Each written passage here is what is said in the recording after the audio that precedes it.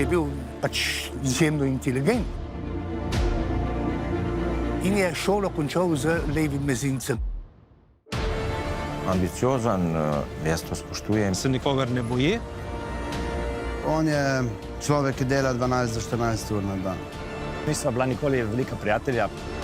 Sem prepričan, da si nikoli ni predstavljal, da bo obdan z lepimi ženskami, lepimi avtomobili, sedaj po vrhu pa obdan še z oblastjo.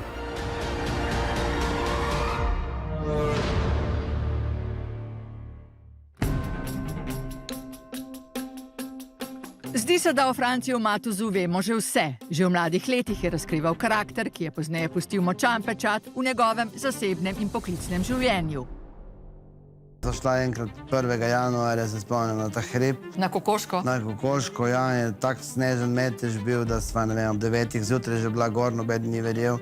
Sva se skoraj, ne bom rekel, sva se ustrašila, ampak sva komaj dol prišla in sva že koga bova klicala, ker nas je čisto odrezalo od sveta. In kakšen je on takrat, recimo, v taki situaciji? Ne, izredno prepričljiv. Čisti se vidi, da je šel skozi tacinsko šolo, takrat Miničnika, policaja, izredno odločen. Ne bi pustil, ego mu ne bi dopustil, da bi nas zdaj reševal do zadnjega. Razkriva pomembno Matozovo lastnost njegov osebni prijatelj, podjetnik Mitja Škarjanc. Vinko Gorenak, vidni član SDS, nekoč vzgojitelj v Tacnu, pa izpostavlja njegove sposobnosti. To je Matoz, ko je prišel pri 15 v kadetsko šolo. Ker je bil pač izjemno inteligent in je šolo končal z levim mezincem. Njegova ambicioznost je prišla do izraza predvsem pozneje, ko je zaplul v odvetniške vode in zastopal pomembneže, tudi takratnega koprskega župana Borisa Popoviča. On je profesionalec. To je dejstvo, da zna dosti stvari. Da se zaveda svojih sposobnosti in ima o sebi visoko mnenje, Matoz ni skrival niti pred kamero. Je Franci Matoz dober odvetnik? Menim, da najboljši. V čem mislite, da ste boljši od drugih? V tem, da zmagujem.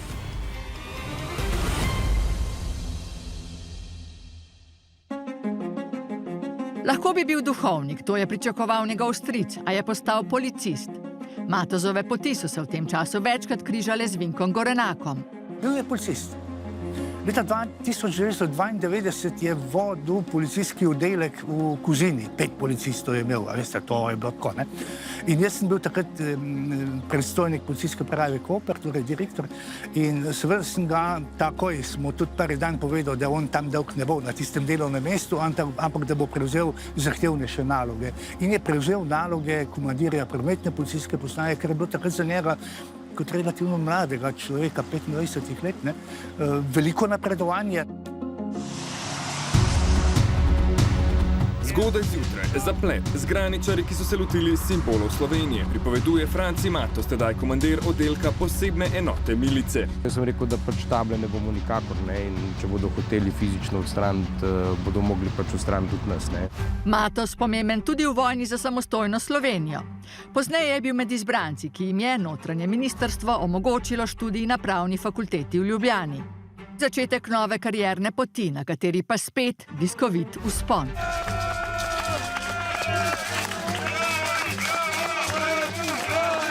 Reševanje koprskega župana Borisa Popoviča iz pripora septembra 2003. Po 29 dnevih je bil Popovič na prostosti. Se zahvaljujem mojemu odvetniku za ves njegov trud. In zmage. Vsi postopki, v katerih sem ga zastopil, so bili bodisi ustavljeni ali pa je bil proščen. Ni šlo le za strogo poslovni odnos. V Kopru sta veljala za prijatelja. A Popovič danes preseneti. Nisva bila nikoli velika prijatelja, pa da bi bila neka prijatelja. Pač bila dobra znanca. Če bi se ta trenutek srečala, bi šla na kavo? Pozdravili bi se vsekakor, ne vem, če bi šla na kavo. Vprašanje, kako je s časom, ali imamo čas, imam jaz, ne vem, kje bi se srečala. Pa se kdaj razočaral? Pa da, to so privatne stvari, tako da nič posebnega. Če se je Matoz prej večinoma ukvarjal z odškodninami, je bil Popovič dan prvi veliki kazenski primer. Kdo je pomagal Franciju Matozu do medijske prepoznavnosti? Vi ali Janez Janša? To vprašajte njega. Spoznal sem ga med drugim tudi z Janezom Janšo, normalno, ker pa še sodelovala. Med njima je počilo zaradi poslovneža Milana Mandariča in zgodbe s koprskim nogometnim klubom. Matos se je znašel na nasprotnem bregu. Dokončen razhod pa potem, ko Popoviču ni uspelo vnovič postati koprski župan. Če bi ostali župan, Se ne bi rešile.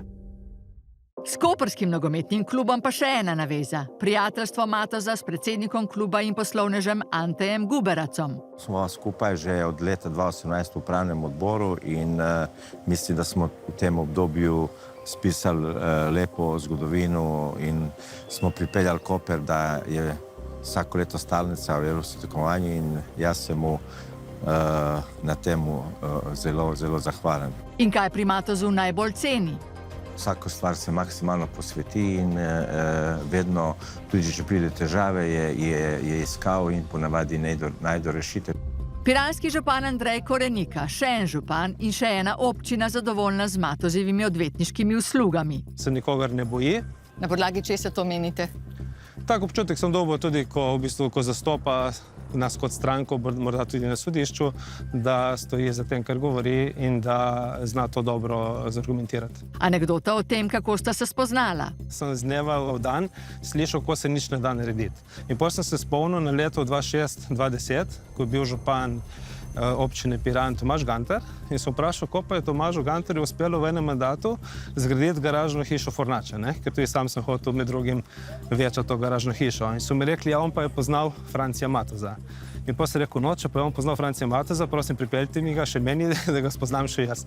Korenika zadovoljno pove, da je tudi njemu z Matozom uspelo premikati stvari, nad katerimi so drugi obupali. Kdo vodi prostorsko politiko, vi ali Matoz? Prostorsko politiko vsekakor vodi ne jaz, ne Matoz, vodi ga predvsem občinska uprava. O konfliktu interesov pa? Gospod Matoz zastopa občino, zastopa samo naše interese in samo našo stran. A je bilo javno znano, da Matoz zastopa rusko podjetnico Ekaterino Solomencevo, ki je prek podjetja Putro želela v Portorožu izpeljati 60 milijonov evrov vreden projekt. Pozneje pa proti piranski občini sprožila postopek. Pomembni primeri in velika medijska pozornost. Global, primer ptujskega Fricla, prometna nesreča pri Arji vasi, napad Baričevičevih mastifov na sprehajalca. Bil je med 10 najvplivnejšimi pravniki. Nekateri vas imenujejo mafijski odvetnik. Vas to jezi? Ne, vsakdo ima svoje mnenje. Ni mi prijetno, ampak me ne jezi. Najvidnejša stranka pa prvak SDS Janez Janša. Gospod Janša je nedolžen in nihče mu ni dokazal in mu nikoli ne bo dokazal in mu ne more dokazati, da je karkoli v tej zadevi naredil nezakonitega. Primer Patria, Trenta, Matoz neomajno zaupa Janši, sodi v najožji krog njegovih zaupnikov. Ste mi rekli, da v bistvu, da sprva Janez Janša njega nekako ni maral in da ste ga morali vi prepričati v to. Recimo, ja, to je res, ampak to so bili začetki. Na začetku pač imel on svojo zgodbo, svoje ljudi, jaz sem pa rekel, da rabiš nekaj takega, ker pač jaz sem vedel, kako smo delali v Kopru in kako smo premikali stvari. Seveda, vedno zakonito, vedno po zakonu, ampak zakon je od tukaj do tukaj in zdaj, kar smo mogli tudi čez polovico, ampak nikoli ven iz okvira, ne zakona. Tem sta ona pač peljala neko svojo relacijo in dobil svoje zadolžitve in tako naprej, ki jih je očitno uspešno upravljal in to Janez Janša očitno zna nagraditi.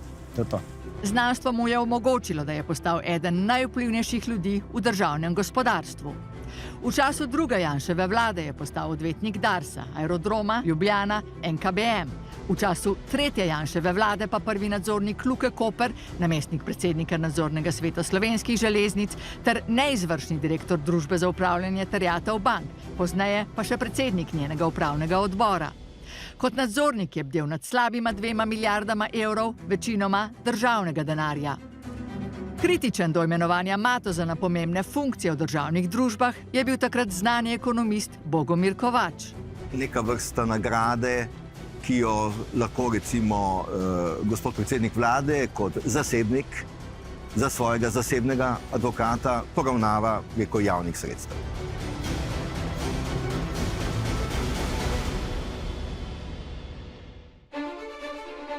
V času vzpona med odvetniško elito Matos ni skrival zasebnega življenja. Vem, da so bili neki intervjuji v eni od revij, kjer je bil slikan v spodnji majici, kjer je povedal, da uporablja botoks, da diamantni peeling, da kupuje in nosi samo Armanijeve obleke.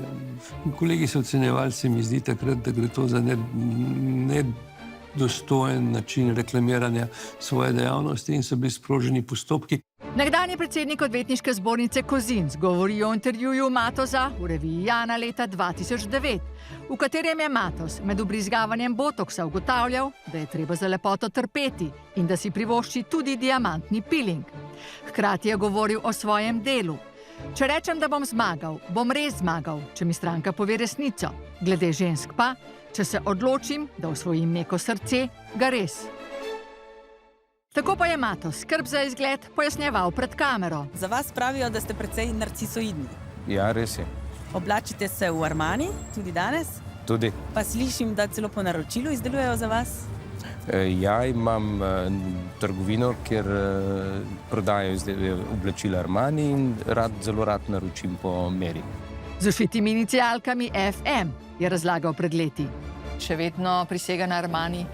To za mene ni noben problem, če vemo dobro, da odvetniki so bolj plačeni oziroma zelo dobro plačena stroka, tako da in če si človek, če tudi zasluži, se lepo obleče. Tudi šoping smo šli skupaj. V Italijo smo šli, v Venecijo. Nisem tega začutil, da bi bil zdaj narcisoiden. Franc ima 63 let, ima vnuka starega 22 leti, sigurno je v takem življenjskem obdobju in drugačnem, kot je bil pred 15-20 leti. Ni pa Matos javnosti nikoli odpiral vrat svoje razkošne vile z bazenom nad klifom v varovanem naselju Oltra v Ankaranu.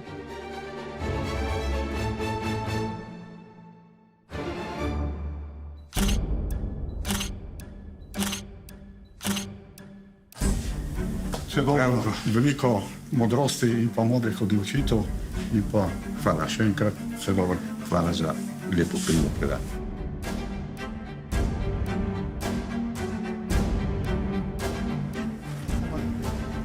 Se opravičujem, gospod Matos, kako se počutite kot minister? Bomo kasneje, hvala. Tako da dosti ni časa, treba je delati. Tudi zame je mogoče največje presenečenje notranji, se pravi Matos, iz temeljnega razloga, ker je bil do zadnjega trenutka, tako kot jaz leta 2012, ko so vsi poročali, da bo gospod Mate, potem se pa jaz tam pojavil. Enako je bilo zdaj, da nihče ni poročal nič, potem se pa pojavi Matos, bom rekel, tako da to je bilo neko presenečenje. Da ne bi zmogel, za tiste, ki ga osebno poznajo, ni dileme. Franc je izjemen človek. Zdaj, on je človek, ki dela 12 do 14 ur na dan. Vedno 2-3 koraka pred ostalimi.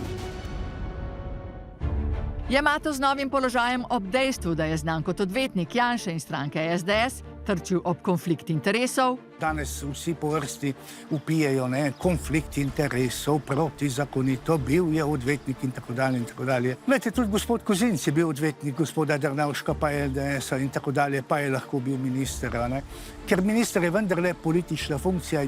Morda tudi v tej luči gleda imenovanje Matosa za ministra odvetnik in nekdanji predsednik odvetniške zbornice Kozinc. Vi ne vidite nobenega konflikta interesov, ki se mu ga je očitalo? Ne, zakaj pa? Ne, nobenega konflikta interesov. Policijski zakon, ki govori o pristojnostih ministra, mimogrede nastajal je leta 2012, ko sem jaz bil minister, je eksplicitno jasen, kaj minister sme v razmerju do policije in kaj ne sme. Minister ne more, in verjamem, da Matos to ve, naročati preiskujte osebo A ali pa preiskujte osebo B. Po tistem, ko je postal minister, ste se že dobili?